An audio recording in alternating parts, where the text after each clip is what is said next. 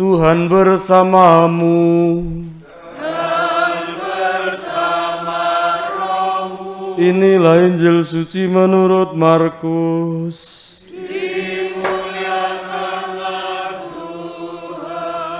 Pada suatu ketika Yesus memanggil orang banyak dan murid-muridnya dan berkata kepada mereka, "Setiap orang yang mau mengikuti aku harus menyangkal diri, memikul salibnya dan mengikuti aku.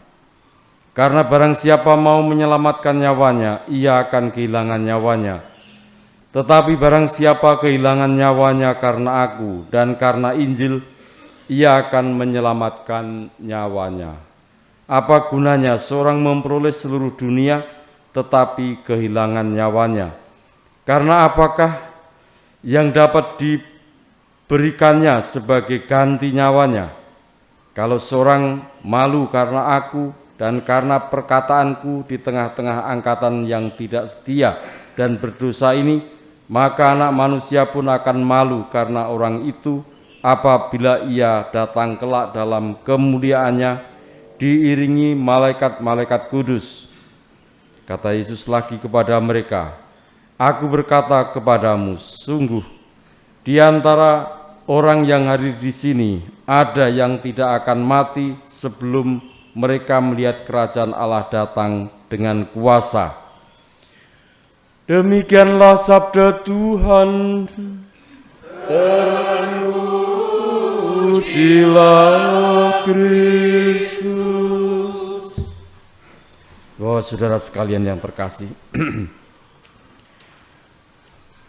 dalam kitab Kejadian bagaimanakah bangsa pilihan Tuhan itu merasa sebagai yang lebih dari yang lain sehingga dikatakan mereka hendak mendirikan sebuah kota yang khusus bagi mereka. Tetapi Tuhan tidak menghendaki hal itu. Karena kekhususan itulah yang justru membuat mereka dinilai sombong di antara yang lain.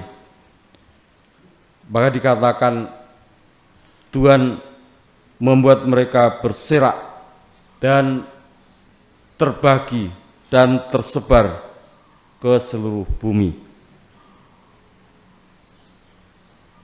Yang dikehendaki Tuhan adalah bagaimanakah bangsa manusia membangun satu bahasa, yaitu satu bahasa kasih.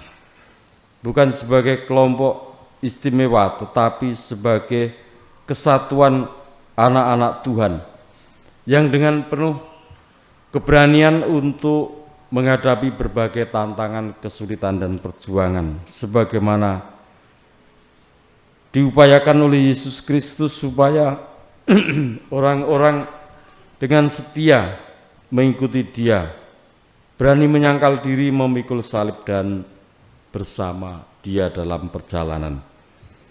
Kita mohon supaya kita dimampukan untuk berani dan ambil bagian dalam karya-karya Yesus dan menyerukan warta kerajaan sukacita, kerajaan Injil, kerajaan Allah sendiri yang dipenuhi dengan kasih. Walaupun sekali lagi kesulitan dan tantangan senantiasa ada. Dengan demikian, kita semua sampai pada keselamatan.